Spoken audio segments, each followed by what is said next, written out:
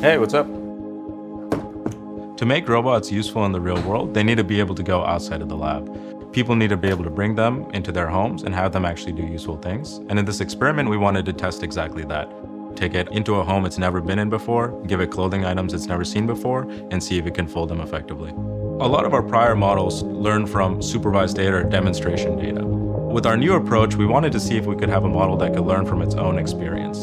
And doing this allows it to see its own mistakes and learn how to correct them. And we found that for this laundry task, these models that are trained with their own experience tend to be more decisive and have more successful outcomes as a result.